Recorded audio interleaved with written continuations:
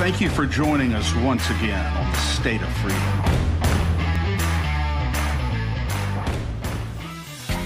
The State of Freedom is a listener-supported podcast. We are committed to pursuing the truth about policymaking, regulatory actions, and political maneuvers in Louisiana and at the national level that stand to impact your freedoms. Please support the State of Freedom by becoming a monthly supporter or member of the Warrior Circle, or by advertising your business, your nonprofit, or your event with us. Go to freedomstate.us. We are bypassing the mainstream media cartel and the establishment political parties in Louisiana and coming directly to you, spreading the uncensored voice of freedom across Louisiana and beyond. Blanco Brothers has been in business in Louisiana for about 30 years now. I have personal experience with this company, and I know others who have as well. If you have a business or a home and you've got roofing, gutter, sheet metal issues at all, one number you need to know, and that's Blanco Brothers Construction. He will treat you right financially, and he will take very good care of you with regard to the quality of the service that he provides. I cannot recommend Blanco Brothers Construction more highly enough. Memorize the number 225-226-4222. Blanco Brothers Construction, the very best in the business.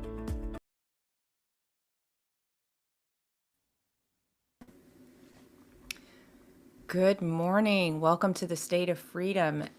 Today, President Trump will be addressing the nation, actually tonight at 8 p.m. Central. And in the lead up to this, we have had the release of an American hero from prison in Colorado. That's Tina Peters. We've celebrated America's 250th birthday. We've had people come from all over the world to the U.S. and help bring a resurgence of pride and the belief in American greatness. And of course, the backdrop to this is the ongoing war in Iran and hotly contested midterm primaries. Joining us today to discuss all of this and more is our dear friend, the one and only Joe Hoft. But I am Danielle Walker, and I'm joined by my dear friend and co-host, Chris Alexander, the watchdog in chief of Louisiana Citizen Advocacy Group. And we are coming to you live, like we do every day, on Voice of the People USA TV and radio network, on X, Rumble, YouTube, Facebook, wherever you're watching. Help us out with the algorithm right there where you are. Give us a like, give us a thumbs up, get involved in the chat, and we appreciate that so much. Let me bring Joe forward. How are you, Chris? Oh, I'm doing well this morning, Danielle. How are you? Excellent. I'm excellent. I'm so excellent. Well, of course you are. Hey, Joe. Hey. It is so good to have you back with us. Thanks. It's been a long time coming. How about it? A little bit has happened. And only Joe Hoft. Oh, thank you, Joe, you're Chris. one of the you're one of our guests. You, David Clements, and just a few others. We don't even bother introducing anymore because you really don't. You don't need any introduction here. Well, that's great. There's so much to talk about. There is. Yeah, It's going to go real fast again, I'm sure. Maybe the fastest. Can I ask you a question? This is for Danielle. You sent me a great piece a couple days ago. Can you share with your audience a bit about that? I didn't even know one of the words. I thought you misspelled the title, but you didn't. What's that, the soft war? You defined it. Yeah. The soft war piece? It. Yeah. Sure. Well, and Joe, thank you for publishing my work. I know you've been publishing Chris for a long time. Just really appreciate the ability to get that out there. The piece that I sent you, and it got published, I believe, yesterday or Monday, was just the whole concept is this idea that we, in Louisiana, but really the whole U.S., we're in a state of war over energy dominance, and the ability to project power is the ability to project strength. And so if we are beholden to this kind of ESG 45Q carbon capture type of narrative, the garbage, then we are taking part in our own demise. We are literally crippling our own infrastructure and the ability to show force in a way that's meaningful. And so that I got that concept from a gentleman. He is he's in U.S. Space Force as a strategist. His name is Jason Lowry. He wrote his thesis at MIT was about soft war, and it was really focused more on Bitcoin and how you need power projection, how power projection is the next phase of war, like in fifth generation warfare. But anyway, yeah, it's a fascinating thesis. If I told you I read the whole thing, I would be lying to you. It is very dense, but it's absolutely fascinating. Wow, that's fantastic. So many thoughts as you're talking about that. Louisiana should be one of the most powerful states in the country. Should be. They play the cards right, and unfortunately, you got a bunch of rhinos there because it's the Republicans that are winning. Yeah. And you get some smart guys there that are fearless, like you guys, and like President Trump, and others. You could make that state just one of the most important in the country. Because it is. It's like strategically, and I believe, and this is one thing that I'm going to talk about in the next piece I'll be working on, which is why Louisiana has been chosen as the dumping ground for the world. It is precisely because of its strategic national importance. So I don't think that can be underestimated at all. Yeah. Well, and isn't that true what you say if you've got, and I'm maybe taking us off on the wrong direction right away, but if you are doing great and they're coming after you and they're doing the things that they're doing, those things are to destroy you. It's to destroy the U.S. It's always about destroying us. It's as if China's running the show, right? Exactly. And that's exactly what this stuff is. It's all Joe. Idiots and they accuse you. It. It's so interesting, Joe, that's such a great point. And I've come to realize something that you've probably known for years, but it's a fairly recent discovery for me since I've been doing political advocacy. They always project onto you. So if you want to know what they are doing, specifically what they're up to, just look and see what they accuse you of. It's the craziest thing I've ever seen. They always accuse you of doing exactly what they're doing, and I say, wait a minute, I'm not doing this. That's exactly what you're doing. Yeah. It's crazy. And let me jump in. Let me just jump in. We skipped over the scripture of the day. Yeah. So I want to go back, and then that'll help us get our heads on right so we can be mad about everything else. All right.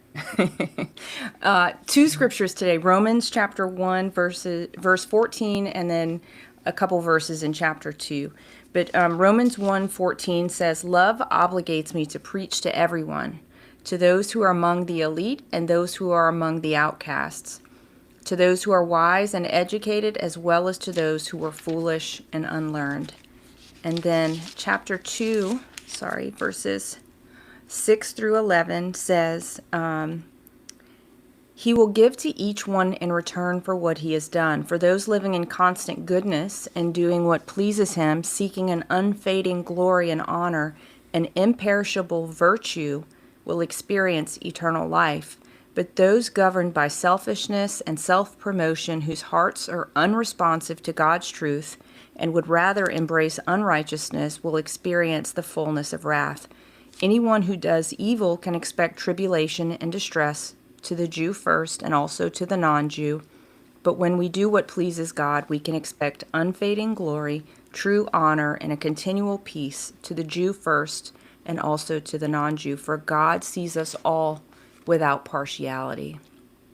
And the Lord desires for every person to hear and understand the truth of the gospel of the kingdom, because we will all be judged on the basis of how we respond to it, no matter whether we are elite or uneducated, rich or poor, male or female, black or white, Jew or non-Jew.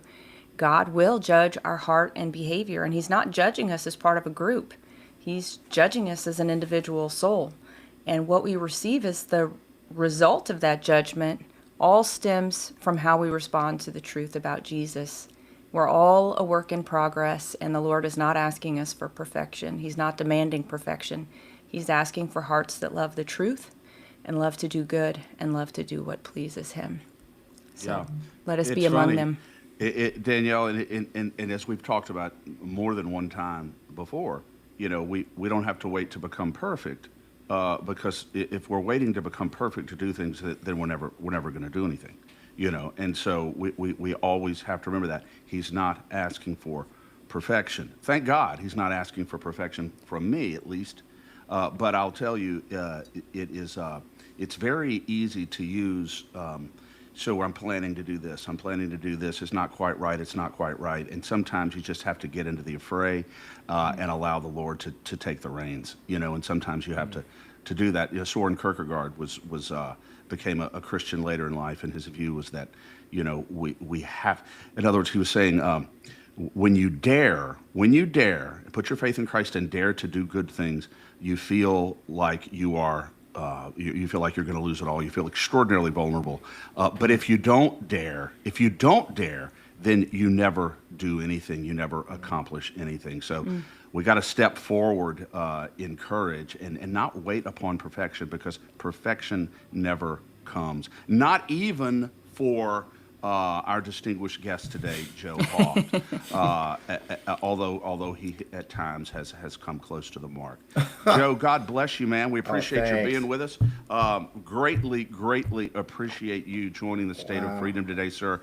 And my gosh, so much to talk about, huh? I know. It's just even just that. What was the first sentence that you read in Scripture today? That was so powerful. Let me pull it back up. Love obligates me to preach to everyone, to those who are among the elite and to those who are among the outcasts, to those who are wise and educated, as well as to those who are foolish and unlearned. Love. So it starts off with that. Love allows me to do that. Obligates me. Even. It's not just I'm allowed to, I'm obligated to. Yeah. That's really powerful. And that's exactly what we're doing here, isn't it? It's just... It is. And there's a scripture, Joe, in the Psalms, I believe, that says that, or it might be in the Proverbs, maybe it's Proverbs 31, I want to say, that says that a good, like a faithful person does good even to the benefit of their enemies. And you think about the fight we're in, all of the fights we're in, and that scripture so often comes to mind for me, that the work we're doing is not just in spite of our enemies, but it ultimately will even benefit many of them.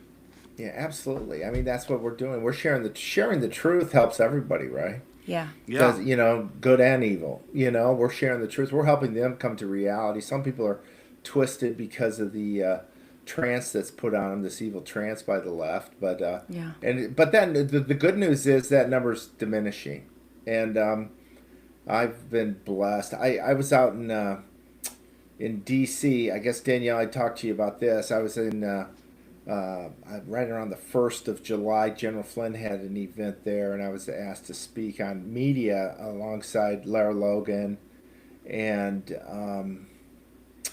it was Lee Smith was the other panelist, and really honored. But one thing that I've shared, and I've shared this a couple times now, is that we're winning. This media, this left just throws this garbage, like we were saying earlier, at us every day, and we're winning. We are crushing them, as a matter of fact. And there's some numbers that show it. They never see it in the polling. The polling's totally garbage, and I believe now the polling's just totally made up. It's just totally, especially in 2020. Wow. They're telling us, and we found out it was. In Iowa, for example, this lady picked Kamala over Trump. Section Kamala's up on Trump. Trump won the state by like 12, 14 points. It wasn't even close. And that's surely with some massive fraud, with every state. Sure. And so that's what we're seeing. We crushed them. And one example I mentioned is back after a year after the 2020 election, all of a sudden Rasmussen comes out with a poll. 62% of Americans believe the election was stolen. That's 2/3. Another poll about that time, 65% of Americans believed that the January 6th was a setup. We were right, and think about it, that was after 1 year of every day that nasty, evil media lying in thousands of ways, hiding information from us, which is the biggest lie they do. The biggest lie that they make is what they don't tell us. It's like, oh, by the way, we've destroyed 10,000 hours or whatever of film from January 6th. We're not going to show you that, but here's a clip. And I heard they used this same clip in all these cases against these January 6ers in D.C. and they might not have had anything to do with this episode. That is such, you know? Joe, that is such a profound miscarriage of justice. And, you know, we've talked with you before about J6 and how that absolutely begs for justice. And what you just reminded me of is, as a lawyer, is absolutely horrifying to think about. In other words, they're using clips that have no immediate relevance to the charge or the case involving a specific individual, and they're doing it simply to prejudice a jury, and they've got away with it. We've got to get redress for these J6 folks. Got to do it. And even this week, here we are. This past week, in the last week, the case was thrown out in D.C. where they're trying to get these guys in insurrection, and 5 guys from the Proud Boys. This case was still going on, and it finally was dismissed by the DOJ. And these guys themselves had to push for that, and they were able to get that thing dropped. Here's a heads up for you, some breaking news of sorts. Jim and I have been working on, with some others, on this piece that we're going to come out with. It's a documentary on these 5 Proud Boys, 5 men that joined the Proud Boys. And, I don't know if you remember back in 2016, Trump goes to San Jose, and there's a massive crowd there of rioters. They were paid. Many of them were paid to be there. We know that now. Antifa's paid to go to these places, right? And rightly so, Trump's now, labeled them as terrorists because they are, and they're paid to be there. And we even found after the 2016 election, this guy who worked for Hillary bragging to O'Keefe's team about how they were paying people to go beat people up at Trump rallies. And if you remember, every rally he'd have, they'd come and they'd start screaming as he was talking. And he went to Chicago, and they had gang members beating people up. And he had to shut it down. He couldn't do his rally. Yeah. And then they want to blame that on Trump. His people are violent, which is what they always, all lies. The whole thing's a lie. Right out of the Marxist playbook. And it's all about the truth, because they wanted to stop the truth about Obama and his crimes being ever told again. And Hillary and her crimes with her laptop. And now here we are 10 years later, maybe more, and we're talking about this stuff still. Seth Rich is in the news. Yeah. He was killed in July 10 years ago. And he was the guy that worked at the DNC and was a Bernie fan. And he's believed to have given these videos to WikiLeaks. And they covered that up. They said it was Russia. It was so incredibly dangerous what they did. They blamed this on Russia. And I believe a lot of this stuff on Russia, maybe that's what Trump's going to come out with tonight, we'll see, is that it's not Russia. It's not Russia. It's people in the U.S. It's people in the Ukraine. It's people in the UK and these other places that are blaming their wrongdoing on Russia. And, and it's Hillary and Obama. I've heard a rumor. I'm jumping all over the place here. Go for it. We're coming out with a documentary, and it's on these 5 Proud Boys. And they were abused tremendously, and it's their story. They jumped in to protect people because they saw these women, like in San Jose, get beat up after Trump rallies. This one woman, eggs hitting her in the head, surrounded by a mass of people spitting on her. And this was enough. Any good man in America is like, this is enough.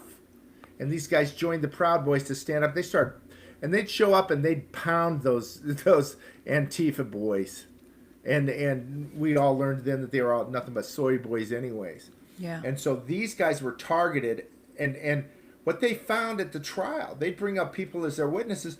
They didn't realize this guy was a Fed. They had more people come out that were Feds that they didn't even know about. So Antifa had Fed plants in it?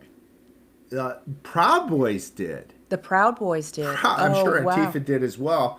But Proud Boys did. They inserted people into the Proud Boys. These guys didn't have any clue. They had one idea. One guy lied for them. And he's since come out and said, I lied. They forced me to. If I didn't, I was going to prison. This is what the corrupt DOJ does. They will say prison or testify. Here's what they did. Here's probably the maybe the key thing that they did to these guys. After putting them in jail for 3 years, many of them in solitaire for days, Enrique Tarrio was the leader of the Proud Boys. He was in a cell. He said once he starts sleeping on the floor. Doesn't really know why. He's sleeping on the floor because he's in solitaire for so long. Can't even get out and talk to people. He said they treated him worse than real terrorists. The one of these major terrorists that blew up a plane was there. He gets to walk around with general population. Tarrio is separated from the crowd. Wow. And by the way, too, the people in prison, they all love Trump. Only the pedophiles, literally, 2 of these guys told me, only the pedophiles like Harris. Nobody they all loved Trump. These guys were heroes because they stood up for Trump in prison. Joe, And, are they suing the prisons, or well, don't you think that those prison guards are paid to treat them so poorly? They have to be. Some of their stories are so terrible, and Tina Peters' story as well. But yeah. But these guys, here's what happened after years of solitaire. They go to D.C. and this lady who from the DOJ, who's now running the pipe bombers case. She's still in the DOJ. She's the one that says this black guy that's basically, I don't know, I wouldn't call autistic. Yeah, I was going to say retarded. He's autistic. He's not really functional. They're blaming the pipe bomber on him. Apparently, he showed up in court here recently, and he doesn't even fit the mold. His legs are short. He's got bigger feet. He just doesn't even look like these videos that we've seen of this pipe bomber. I do believe personally that it's probably most likely this girl that supposedly went to the CIA after January 6th, but that Mr. Baker's been talking about. He had video, the gate, everything about her lined up.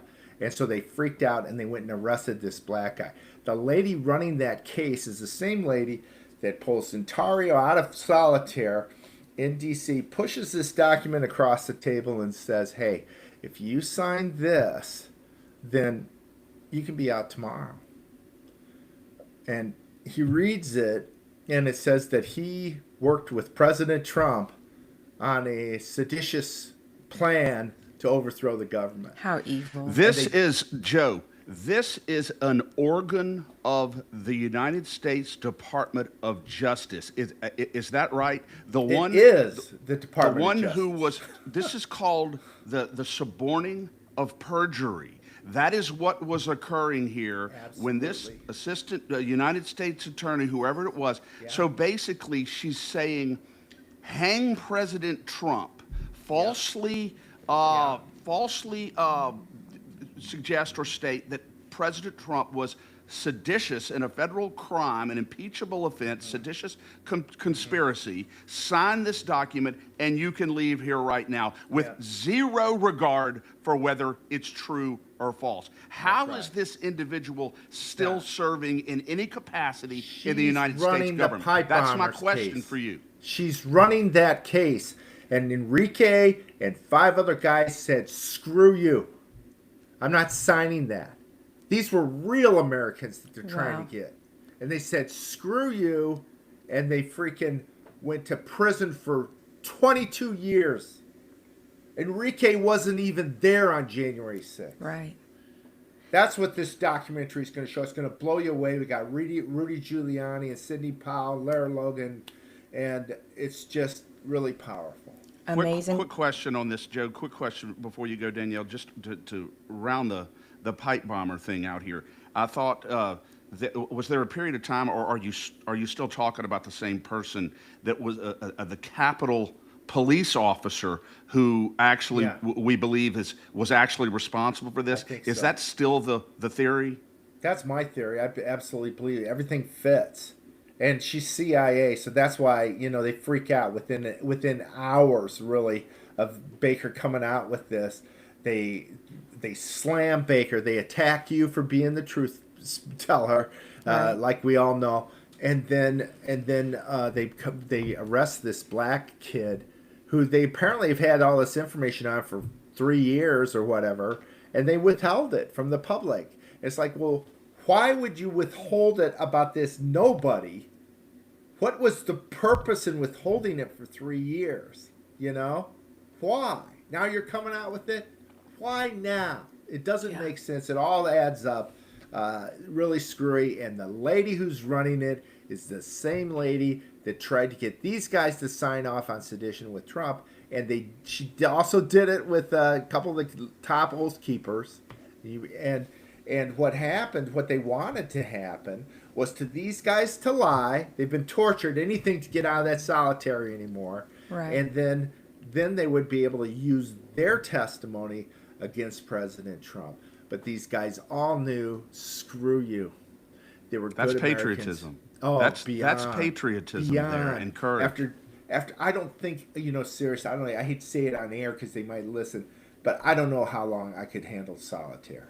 I gotta talk to people, Yeah. I just do. I need this interaction, and I need this, I love that, that reading too. I love sharing the truth, I love it, and it's healthy, It is. like what you guys are doing here, and so I don't know, being in solitaire would be really one of the worst tortures there is, and it is torture. It's torture. I was with General Flynn. I was interviewing him a couple years ago, and we showed this video or this picture. Jim had come out with this piece that day of this Ryan Samsel. I've talked to him. He was on the floor in a prison in what looked like a closet with a freaking big bucket, and that was his. That apparently was I believe that was like his garbage. I think it was his toilet. Wow. And he's laying on the floor on what looks like a kindergarten mat. And that's what they did to this guy. They broke him. They broke his eye socket when he went in and tortured. But the worst part, he said, was they tied his arms behind his back and tied him into a chair. And that caused, and I can understand this because I've had some problems with blood clots after a long flight, that caused him to have some challenges with blood clots since. And because you can't move and you're stuck, and it messes up your circulation. Well, that should be included as an element of damages in the suit. Well, isn't that something, Chris? It is. He's a good man. He's a young man, and these guys, they'd get these attorneys, and they were snakes. Some of them were snakes. They're taking their money. They're not. And we interviewed this one attorney that was out there in D.C. He said nobody was getting a fair trial here. Nobody was. Is Ryan Sansel a proud boy, guys? What's that? Was Ryan Sansel a proud boy? I'm not sure if he is or not, but he got and I'm with Flynn. We showed that picture that day. Okay, we got it, and Flynn goes I ran the prisoners of war in Afghanistan during the war there. He goes, we never did anything that bad to the prisoners we captured in Afghanistan. Terrorists, wow. Actual terrorists. What is going on? He was appalled by that, emotionally. That's how we all are. It's just disgusting the more that you know the truth. And that's why it's got to be told. These guys are monsters. And it's when are y'all coming out, Joe? When are you coming out with this exposition? We're hoping in September now. I think we're hoping we keep pushing it back, but I think we're going to get it out in September. We'll probably have an opening down in Palm Beach area in Florida. And that's exciting, huh, Danielle? Super. Yeah. It's great. We just got to get it out to the masses. That's the thing. It's like something snaps and all of a sudden it's a big story. Another big story I've been writing on, totally unrelated, is Caitlin Clark. Jim and I fell in love with this girl. And she's been getting pummeled in this WNBA. She's this lady that brought. What is that about? Is it just because she's white and straight, Joe? I think so. I really do. And you know what? Though it hit me more so the last 24 hours. Her base is conservative.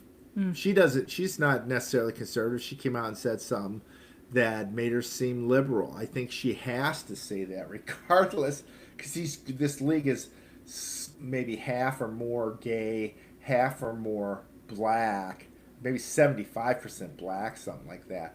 And here she comes in, and she is awesome. And these girls are really, and girls can be jealous, guys can be, but they are beating her. And last night was another episode. But you're talking about physically on the court, Joe? On the court. Last night she got knocked over onto the ground. She gets up limping, and then goes down court, and commit a foul on her player, and she starts screaming at the refs, and you can't blame her. And she's just, it's the whole league's against her. I think they're all in on it. I really do. There's a conspiracy against Clark to get her out of there. They want the money. They want the attention. They don't want Clark. Or Why? Any people. Why? Because her base is conservative. And this past weekend they had a moment with Tim Walz in Minnesota where he awarded this award to the coach there, who's, I'd say, a snake. She's the one that didn't put Clark on the Olympic team a couple of years ago. She was clearly the best player in the world. She just shattered the NCAA scoring record. And assists are just as impressive. One of the greatest players in the country was Pete Maravich. He's from Louisiana, isn't he? That's right, yeah. And he could pass and shoot, and she broke his record. Wow. It's been around since he was in college. She just shattered everything. She was fun to watch. Cross the half court on a fast break and fire a three-pointer and bury it. The crowd would go nuts. She brought this with her, and this massive crowd, her NCAA championship game that she took Iowa all the way to. They didn't have a lot of talent. They had her, and she could make everybody look good. And they had 23 million. It's the most people have watched in the NCAA game since 2020. And she brings this massive, because she's so fun to watch. And then what happens? She gets there and they just start pounding on her, fouling her. The refs don't call it. That's what I was going to ask you. She doesn't even touch it. I put a piece up just a moments ago. She doesn't even touch a girl. The girl falls down. The refs call a foul. Oh, come on. Clark. It sounds like the World Cup. Sounds like they're taking some lessons from the flopping in the World Cup, which is the only thing, by the way, Joe, that I can't stand about the World Cup. My son, one of my sons, absolutely loves soccer. Not to switch gears here, but the only thing that I can't handle about the World Cup is this flopping. You think a guy just got his knee taken out, and you look at the replay, and they didn't even touch him. Yeah, and then when the ref calls a foul, then they get up, or if they don't call a foul, exactly. They get up and realize they got. But that's such a disgrace, Joe. About that doesn't represent the heart of America.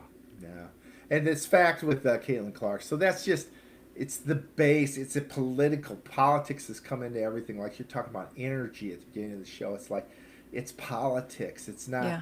It's not anything. They make up this stuff. Oh. There's carbon, and you're gonna, and now we all know it's garbage what they've been saying. Everything's we're gonna bring in a bunch of Muslims from the Middle East. They'll assimilate. They're our friends and all this. No, some of these. It's all about destruction, just like you said, Joe. It's all about destruction. Whether it's energy, whether it's basketball. I mean, it's destroying her reputation. Good. Exactly. It's destroying her character. It's pure evil. Yeah. Danielle, you talk about, how, the evil one prowls about the world seeking destruction, seeking souls to destroy. What we're really talking about here, really, I think, is the institutional embodiment of precisely that scripture. Yeah. Because these people don't create anything. They don't build anything. They don't heal anything. They don't nurture anything. They don't create anything. All they do is destroy and lie. And it's a privilege, first of all, to be able to talk about it and expose it. But, we have to stay very, very close to God, as you caution all the time, Danielle, because when you look at it, it can be very demoralizing to see this institutional manifestation of evil that you talk about so often. Yeah, and do you think, Joe, just to switch gears and jump off of that, do you think that we will have some exposure of that tonight on Trump's speech? I'm hoping so. I'll give you my feelings on that, but I'll finish this. I mentioned how we are winning. Those numbers were a year after the 2020 election. The polls don't mean anything. Disregard them totally. Yeah. You take out the fraud, and we're probably, more than 60-30. And here's the Schumer came out with this not long ago. He says, well, you can't institute the Save America Act. 25 million people won't be able to vote. And he doesn't finish because they're illegal and they shouldn't be able to vote. And these are or they're being voted for by somebody else, and they're just flooding them into the system. And Did you hear that with these machines? Did you see that he passed audible gas on the Senate floor yesterday? Schumer, I heard that. I didn't hear it literally. But You heard it all the way from Florida. Yeah, yeah. No, I heard which that. Which was actually, I think, slightly superior to his normal Senate presentation. It's true. That's a good point. But here's what happens. If you take 25 million away from Kamala, she had 75 million. That's 50 million. And Trump had 77 million. But that makes it a good 60, 60-40 at least. That's not counting all the rest of the fraud they do. I mean, I wrote 3 books about this, and I'm proud of this so much because in my one book that I really get into each thing that happened and broke it down in about 8 areas, at the end of every chapter, and for this reason, this election should not be certified. Yeah. They cheat in every way possible, and because their numbers are so bad. And they have to fight this because when that average American sees that, by God, we were right, and they're seeing it because we are right, and they want the truth. I do believe everybody wants the truth. Even the criminals want the truth. And so when they get all this and it shows, my God, you get rid of these bogus voter rolls, all of a sudden it's 60-40. All of a sudden California, we're winning it by large margins. Things like that. They cannot let us see that. The facade, the lie is everything to them. They're attached to it now. So true. And we're not with the truth. We just celebrate it. They are attached to the lie. They can't let it go because if they do, their real crimes will be shown.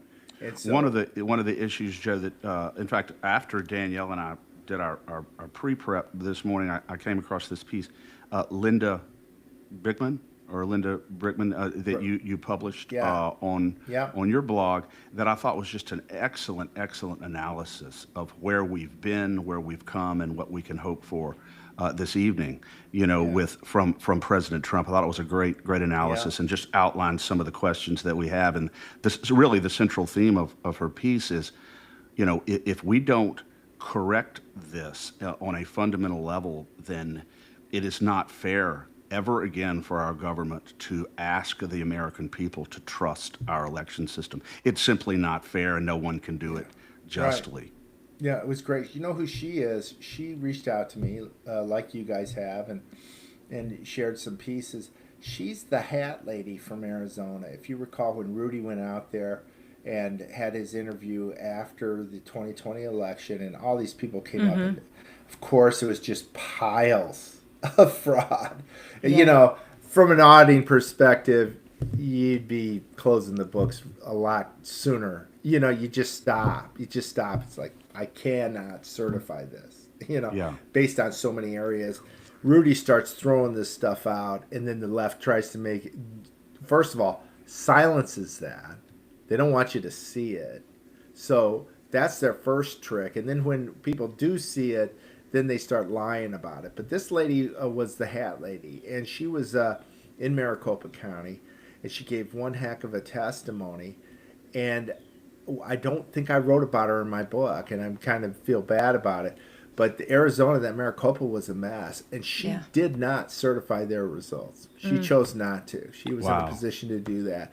And then she reached out recently, and her husband's an attorney. You'll like to know that, Chris. And she's just doing great work. Sent these it was a truly great piece there. Thanks. To what extent, depending on what we hear tonight, Joe, will Tina Peters, she's always on our mind. We always think about her, and we have such enormous respect for her courage that she's shown. To what extent could she be vindicated by this message tonight? That's a good question. I think what she's done. Well, I don't mean explicitly. Yeah. I don't mean explicitly vindicated. I'm just talking about what may be. Yeah, with the machines and stuff. Yeah. A lot of people are saying that's what's going on and this and that. And I could be negative a bit. It's a great thing. We got Trump in office, but John Solomon is somehow been brought into this thing. And if you recall back in Trump's first administration, he and Sean Hannity would get on Fox every night, and I watched it. I'd watch it from Hong Kong every morning for me, and it was tick tock, we got him. I know. And then nothing happened.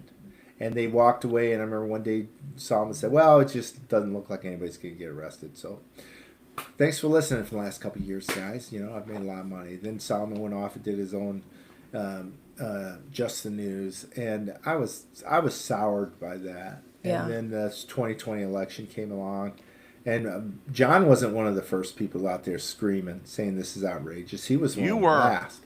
I know. You were. I know. And I remember he released one piece that came out of Georgia 6 months after the election, and I was like, oh my God. And he didn't have a clue what he was looking at. He didn't have a clue because he hadn't been following the election. Wow. And now here he's brought in to be the guy to really, to help, I guess, with this release. And that to me is red flags, red flags. The release of what happens tonight? Yeah, I've heard he's been involved in, unredacting document. Why him? I mean, why? Oh, this is his special government employee Yeah. status? Why does that make sense? The thing that happened with me recently with John is we had an individual from California reach out to me. Somebody reached out about 3 years ago. She sent me all this stuff on Adam Schiff and his mortgage and election fraud. And what he was doing was saying that he's signing his mortgage in Maryland. That's his primary residence, but he's a rep from California. How can that be his primary residence if he lives in if he's a rep from California? And so she did great work. She's a real estate agent. And then we wrote it up. Nothing ever happened. And then this Trump wins, and they started looking at Letitia James' mortgage records. Again, nothing happens. And they looked at some others, and nothing happens. And she brought up all this stuff about Adam Schiff again. And then the word came out, they're just not going to do anything with this, which is a lie. It's they're not going to, but it's absolutely crimes. You're the attorney, Chris. You could go through this stuff and say within 15 minutes, yeah, that's crime, that's crime, that's crime. It's mortgage.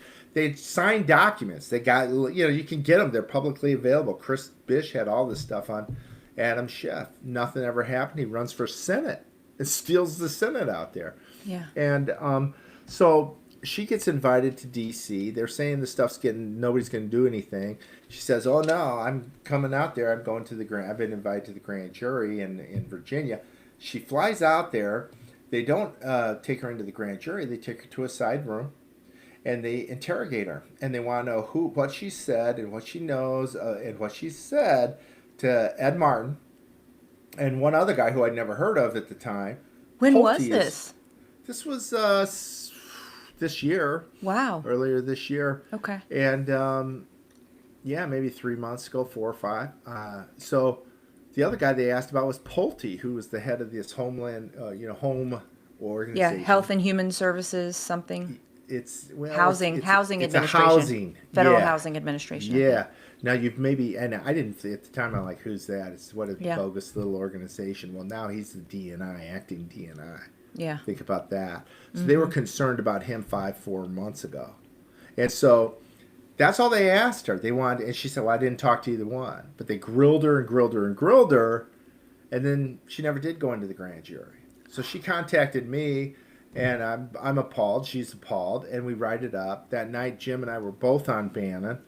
And then what happens is this one guy, former DOJ guy, says that the media says he was Pam Bondi's chief of staff.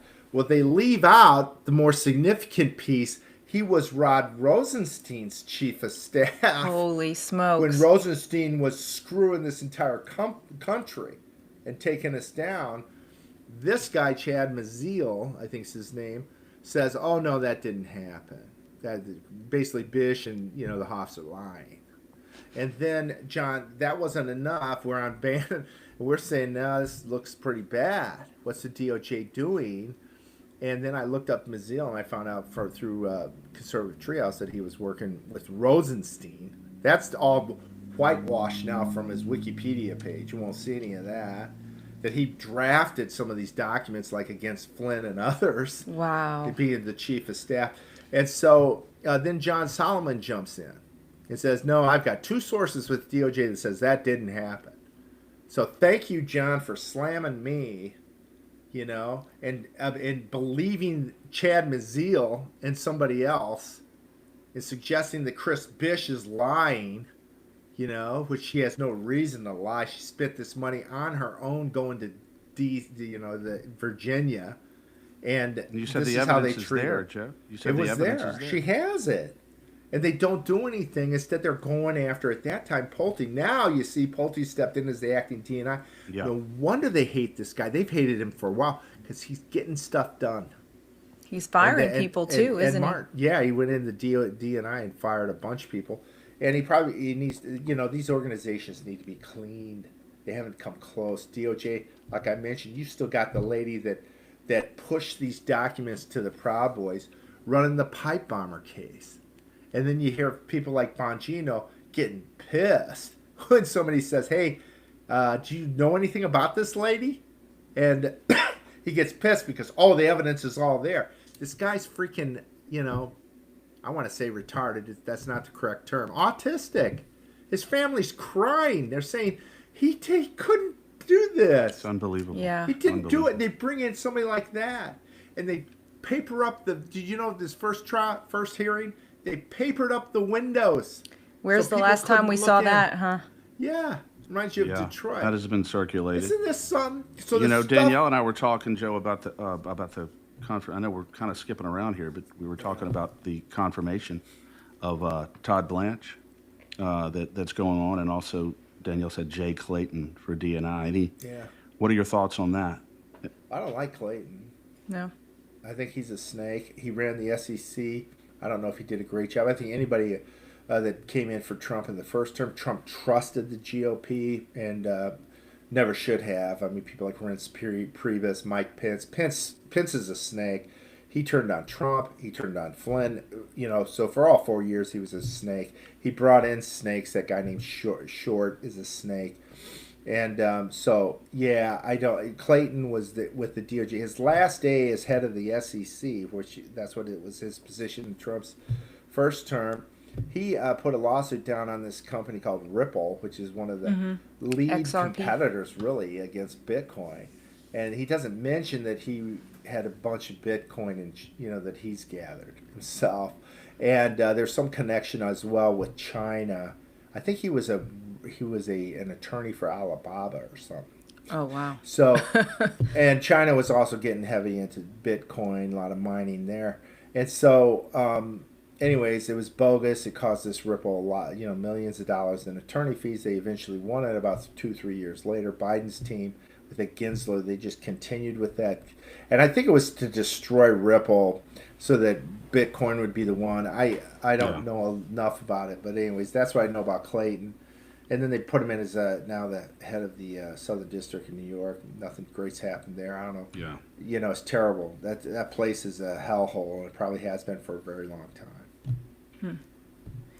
I saw yesterday where, of all people, John Ossoff from Georgia was interrogating him and asking him the same question that the demonic entities love to ask any Trump appointee: who won the 2020 election?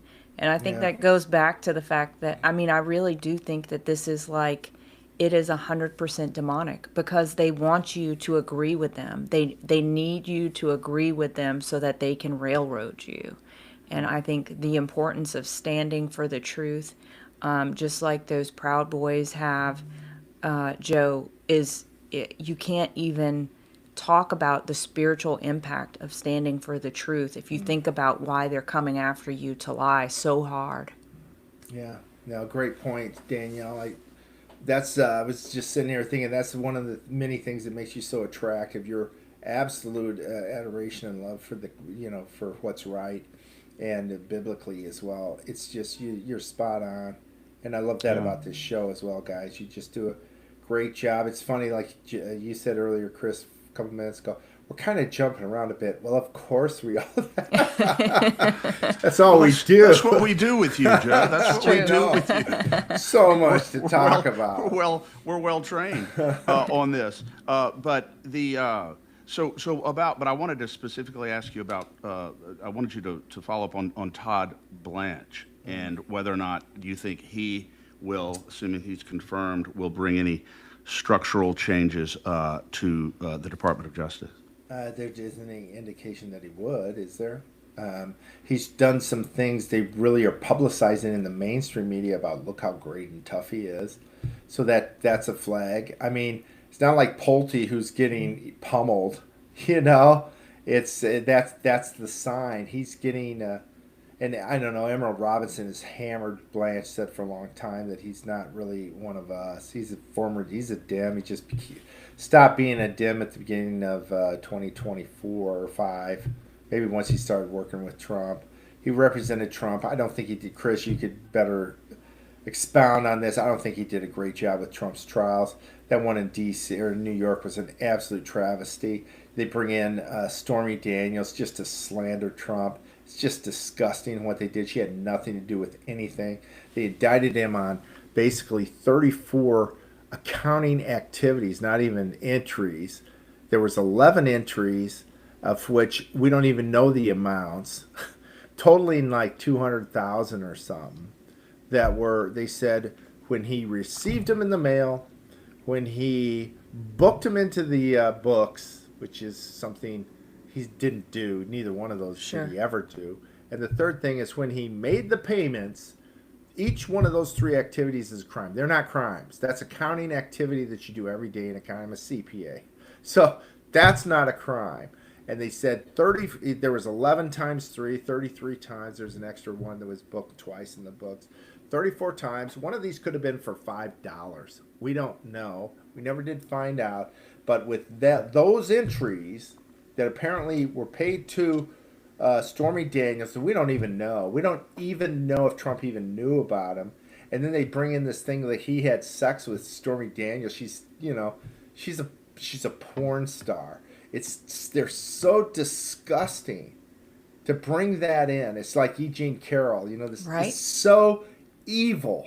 It's so talk about doing the, you know, what more can you do to tarnish a guy's name? And I mean, the evil is disgusting. Yet he stands. There's no evidence. He stands. Yet he stands because we do, because we're not buying it. He's got the biggest base ever. That's the thing they're shocked about. Under Nixon, now we're finding out that guy was screwed over by the CIA as well. And we're finding out, no, Trump, they didn't know what they had in Trump. Trump is he's not going to walk away.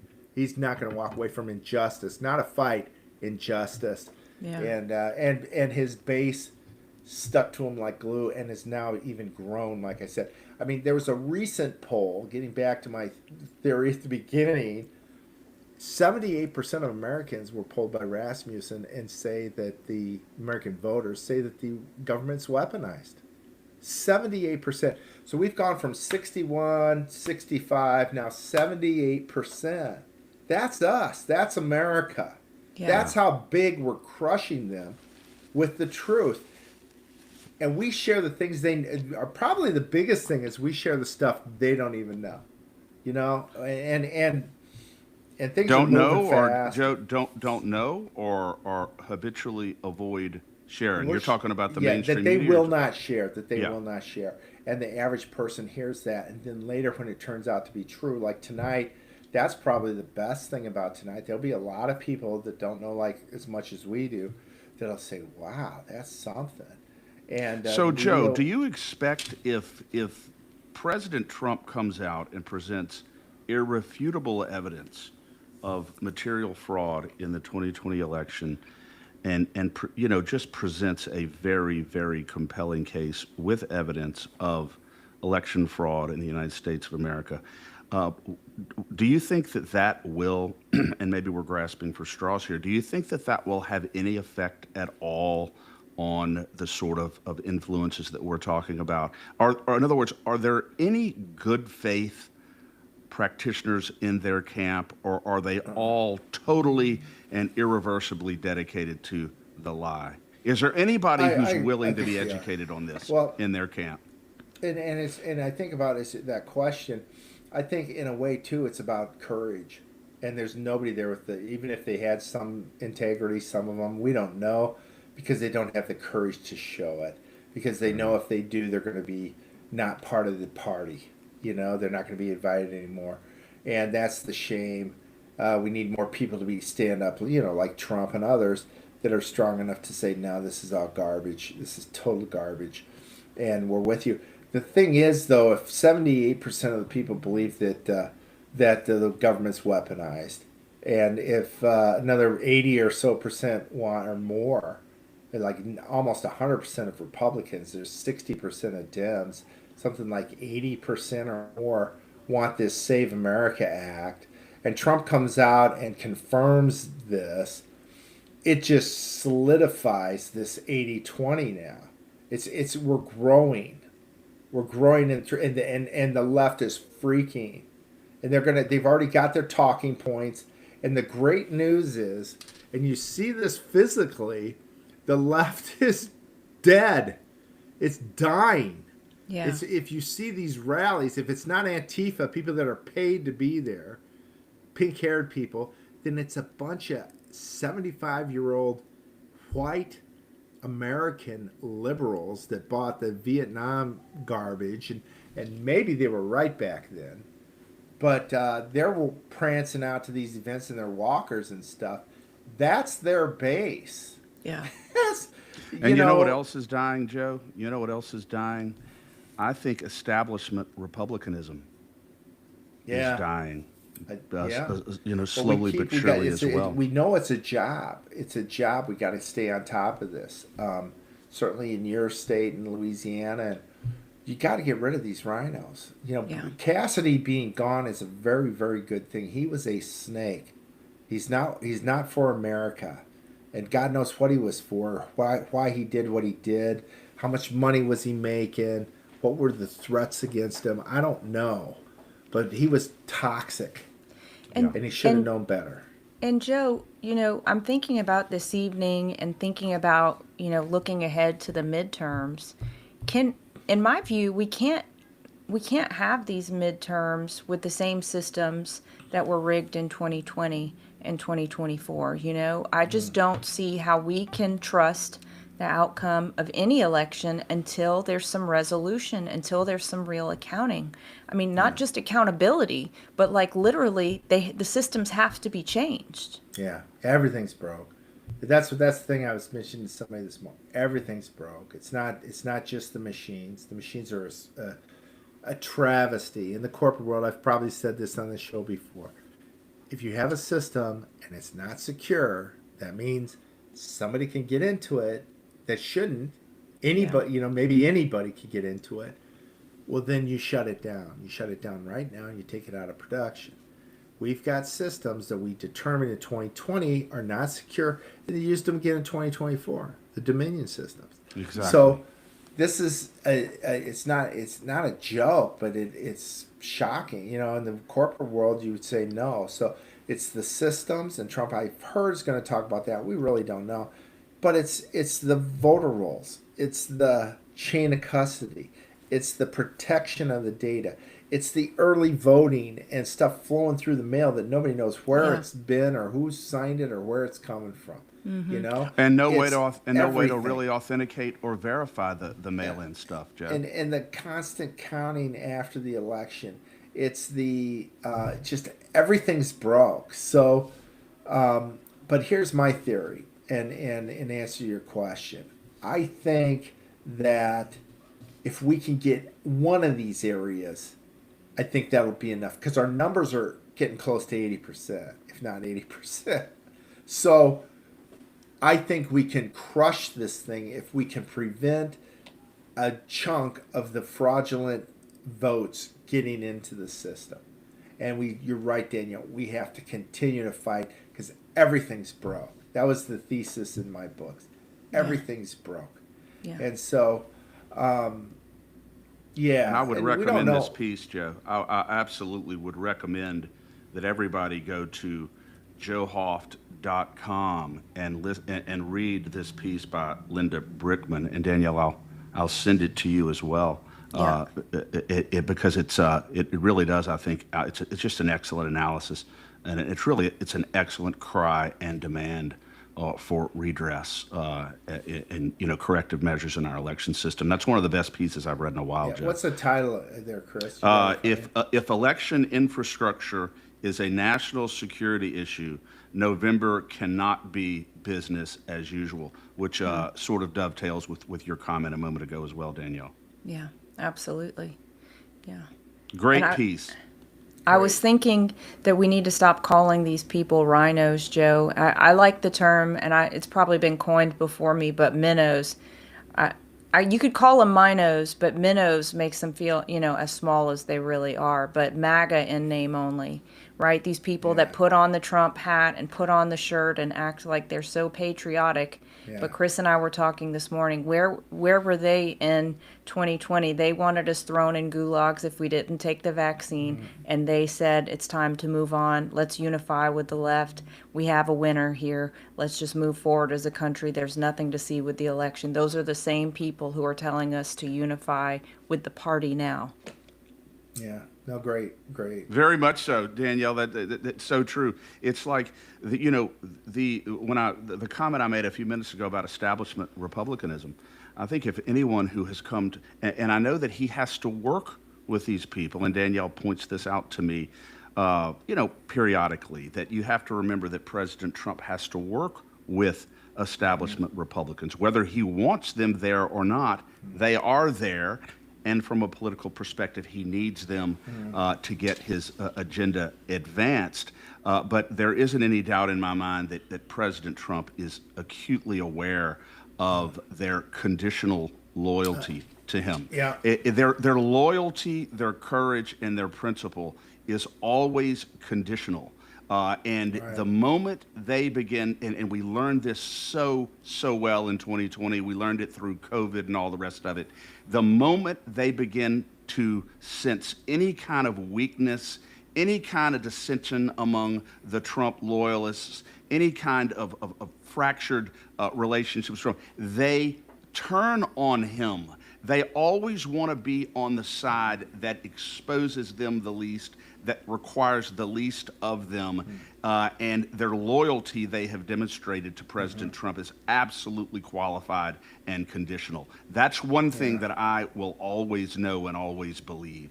Yeah, I think you're absolutely right. But thinking about guys like that senator that you have there from Louisiana, Cassidy, I think President Trump, when he had Bobby Kennedy come in, I think they were going to screw him. I think Cassidy was one of the big players.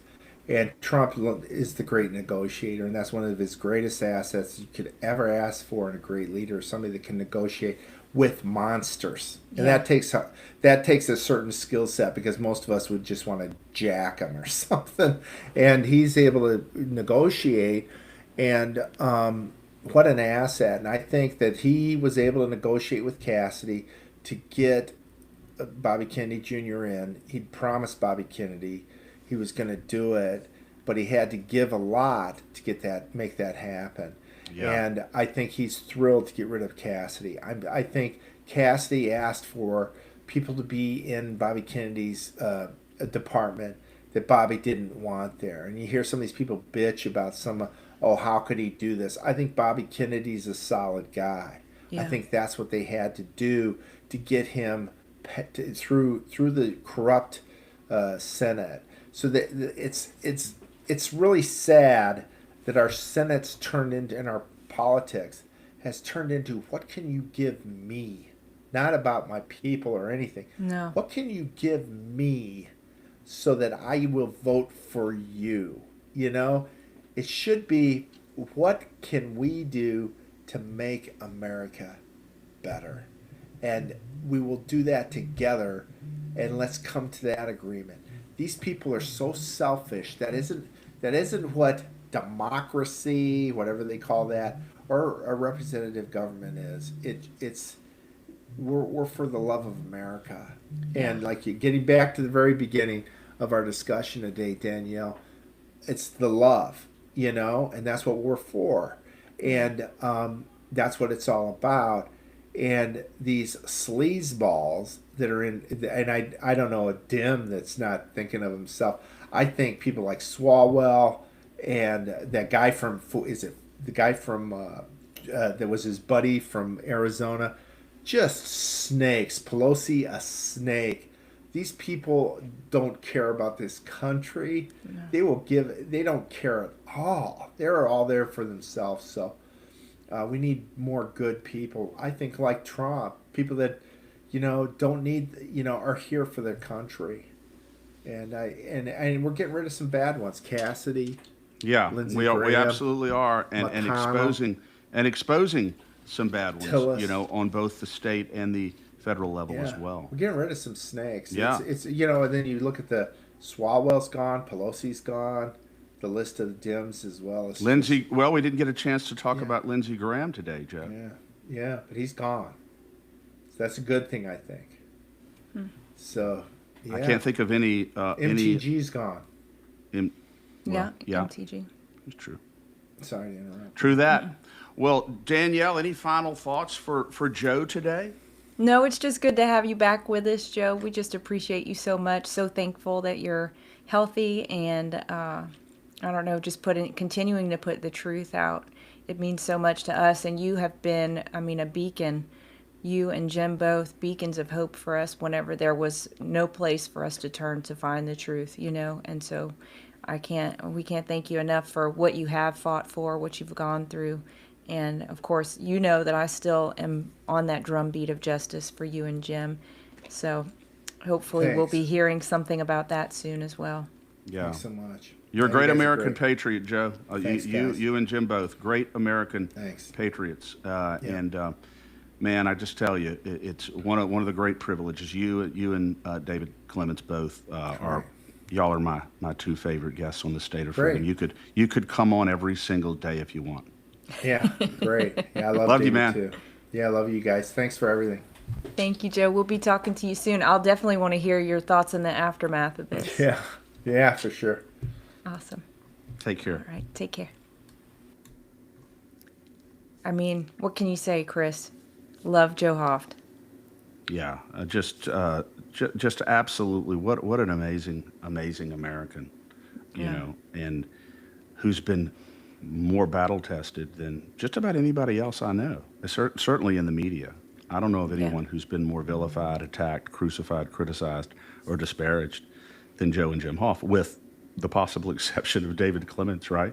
Right. Yeah, absolutely. And I thought it was very, and I was really appreciating his insight on John Solomon today, because I didn't quite recognize, I didn't quite appreciate the fact that John Solomon was on the news every night saying, we're going to get justice, we're going to get justice.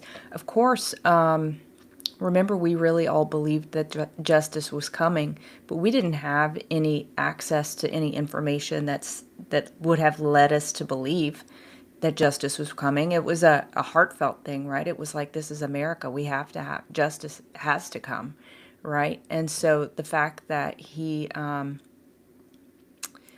really, in a way, maligned Joe so horribly with that recent case of, with the recent story of this woman going to Virginia, is just a reminder to maybe just be on alert. I know you and I were talking before, he was on the National Archives Board, under the leadership of Ezra Cohen Watnick after 2020. And maybe, look, I want to keep hope alive. I don't want to, do anything to discourage people or say anything to discourage people. Perhaps he has been serving some kind of role, and we will see something. But it is disappointing when these people who go out there and you just have every reason to believe that they will be telling you the truth because of the access that they have and because of the positions that they've stated publicly. And then really they let you down. That's really hard. It's one thing whenever people, who they are, you know their character, you can see it coming from a mile away that they are, not who they say they are. But people that you have grown to trust and to put some faith in. When that happens, that's when it gets demoralizing. And maybe it's just good for people to know, so that to protect against, right? Because I was listening to, for anyone who listens to John Harold on Badlands, he was talking about that very thing. He doesn't want people to get their hopes up too high, because when you get your hopes up too high, when you are so when you really, really believe that something is going to happen, when you're convinced and it doesn't, that's when people black pill. That's when people get into despair, whenever your hopes are dashed. And so I do want people to get their hopes up, but I also, we don't know what's coming this evening. We don't know what is actually going to be talked about. I can tell you. You want my dream prediction, Chris? Always. So, like I've been saying, if 2020 was rigged, 2024 was rigged. I mean, we know 2016 there was rigging going on. We know that I believe Obama wasn't rightfully elected. I think a lot of people would agree with that. Not even the first time? Not even the first time, yeah. And if you go back to the initiation of these machines, I think we could say at least that as a starting point is when elections started flipping. I don't know if they 100% stole them straight out of the gate, but I mean, when you have that kind of tool, why wouldn't you use it? So I do think, I kind of wonder, will he bring forward evidence that says that 2020 was in fact stolen? Will he talk about China and Ukraine that Joe mentioned? And then how do we account for 2024? I know it was too big to rig, and there's plenty of evidence, but at the end of the day, the well is poisoned, right? I mean, if you can't trust that that the election was fair just because there were some illegal ballots, can you trust that the election was fair? I mean, I wonder, is it possible that we would be put into some kind of continuity of government situation because we know that the elections were rigged? I mean, we know that 2024, it's not that I don't think that Trump won 2024, don't get me wrong. It's just that I think that there was too much poison in the election period. And I don't, you've known my position for a long time. I don't think we can trust that Congress is valid. I don't think we can say that any of the laws they've passed are valid because nobody can validate the sanctity of the election, the veracity of the election, the integrity of the elections. So I don't know what the solution is.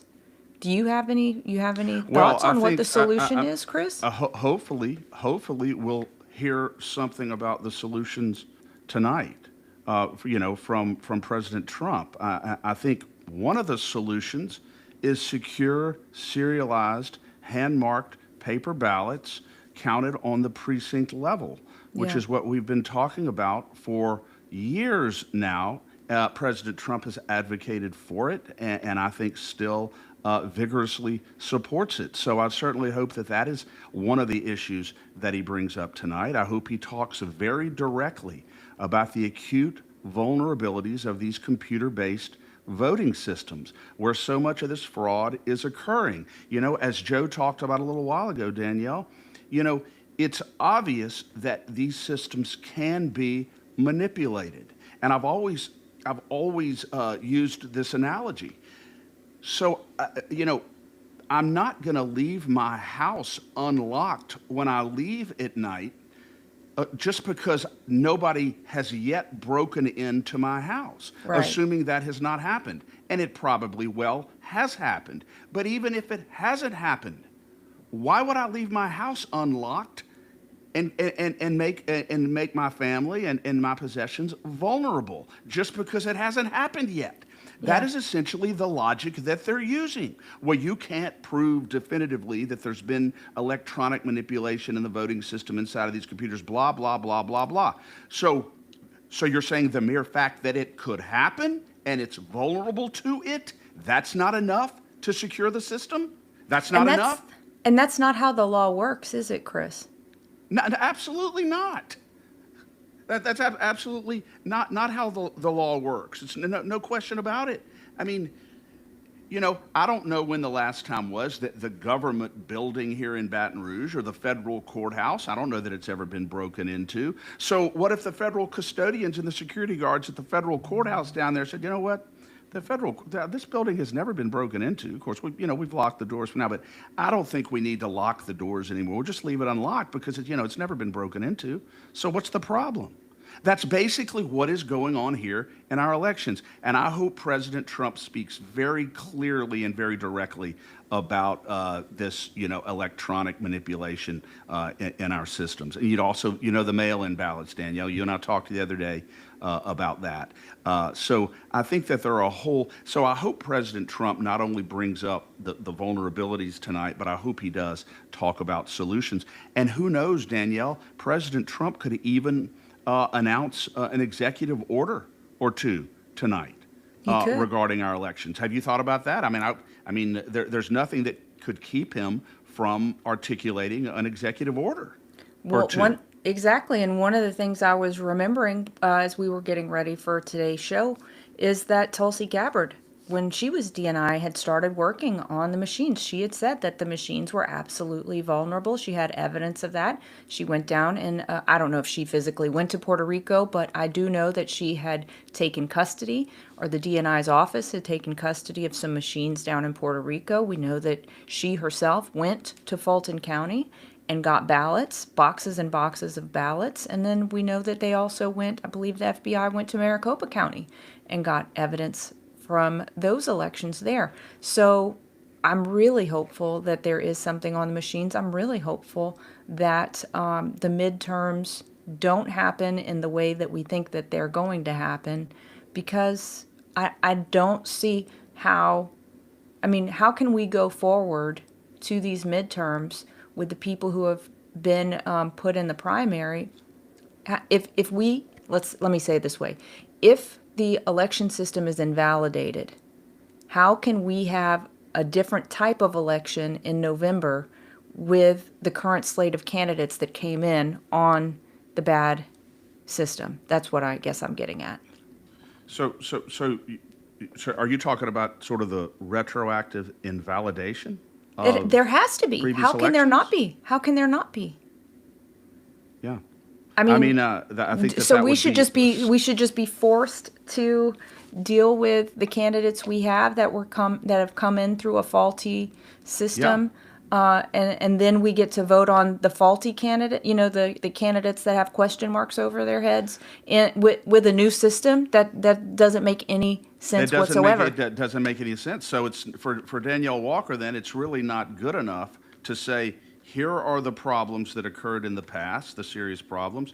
Here's what we're doing to correct them going forward, wipe the slate clean, move forward, but we're not going to do anything looking back on some of these other candidates. So you're saying that's not good enough? It's not good enough. Yeah. It's not good enough. I think it's absolutely profound. I hope we walk away tonight with a sense of real hope for the 63% of the American citizens who do believe that 2020 was rigged. I hope people walk away with a real sense of hope. The 72%, and I didn't know this before Joe said it, who said that our government is weaponized against the American people. I hope that people walk away from this tonight with a renewed confidence and faith in President Trump, those who have had their faith, quite frankly, shaken a bit in recent months. Yeah. I hope we walk away with great hope that President Trump is everything that we always hoped he would be and can be.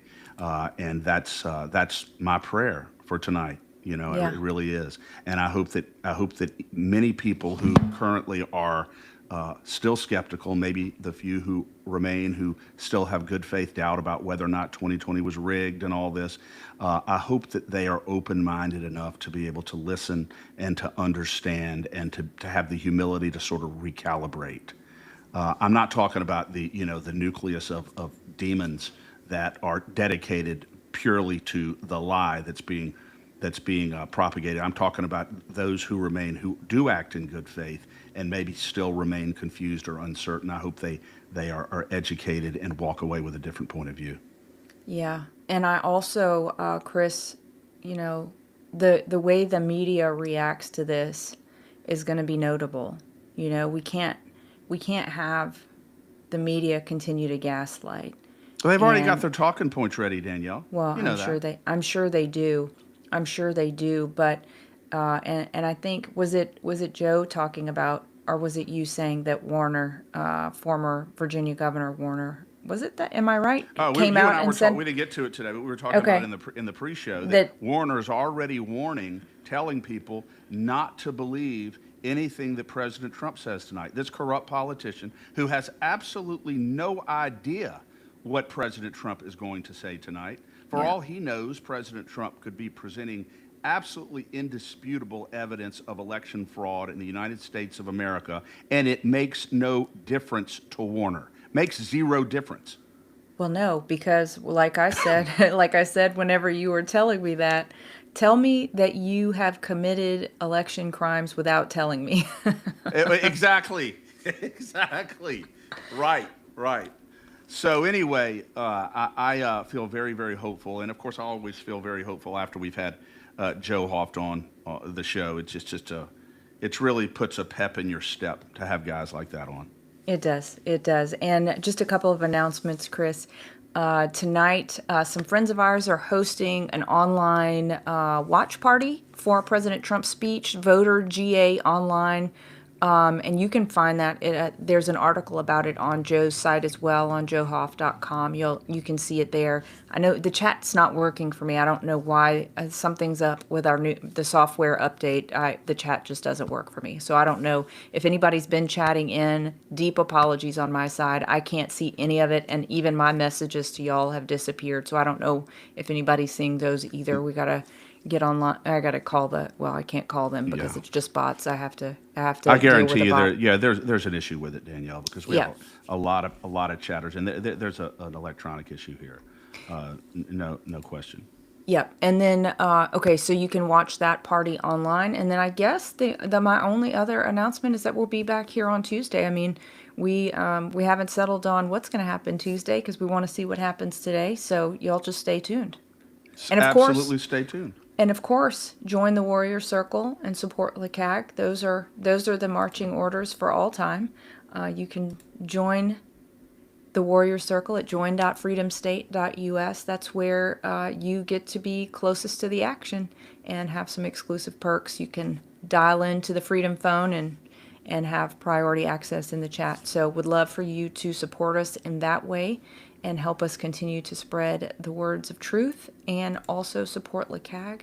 I put this on here so people have both of our Yeah. websites, lecag.org/give, I believe, and you can choose to either make a one-time donation there or to join as a supporter on a And monthly Danielle, we're basis. finishing the well, I'm working on our legislative scorecard that will be coming out before long on the 2026 session. We want it to be very tight, very comprehensive, and frankly, very accurate. We Yeah. want it to reflect fairly and honestly upon what our legislators did in this past session right here in Louisiana, because increasing numbers of voters, frankly, are relying upon our scorecard and will be relying on them when they go vote in the upcoming state elections. So we want to make sure that we get it right and that we are completely objective and completely fair when we come out with it. So be on the Yeah. lookout for the LeCag voter scorecard. And as you said, Danielle, y'all make sure y'all go and subscribe and join LeCag and the State of Freedom, because we are the voice of authentic conservatism in Louisiana, absolutely uncompromising and not beholden to any special interest whatsoever, only to ordinary Louisiana citizens on whose behalf it is an honor and a privilege to speak every time we come on the air, every single time. And it's not something that we take for granted. What a privilege. That's right, Chris. Absolutely. All right, my friend. Well, I will see you, I guess, back here on Tuesday, 10 a.m. Central. Maybe we'll work on the scorecard tomorrow. I look forward to it, Danielle. God bless. Okay. All right. God bless you. Poke Claw right here in Mid-City in Baton Rouge. It's Baton Rouge's newest claw machine arcade. Jenin absolutely loves it. Packed with Pokemon gear and fun for all ages. You got to go to Poke Claw. I love it. Jenin wants to go there every Saturday. It's just a wonderful place to go for the family, for the kids. Poke Claw. Red Zeppelin is the best kept secret, but because of us, it's really not a secret anymore. Anybody who has not been to Red Zeppelin on Perkins Road in Baton Rouge, you're truly missing out. The best environment, the best service, and the best pizza in the state of Louisiana. Go to Red Zeppelin today. Tell them the State of Freedom sent you. Thanks for joining us today on the State of Freedom. Any follow-up actions, resources, and links to our sponsors will be in the show notes. All calls to action can be taken at lacag.org. That's LACAG.org. To learn more about our work, become a monthly subscriber, supporter, or advertiser at freedomstate.us. The State of Freedom, the #1 conservative podcast in Louisiana.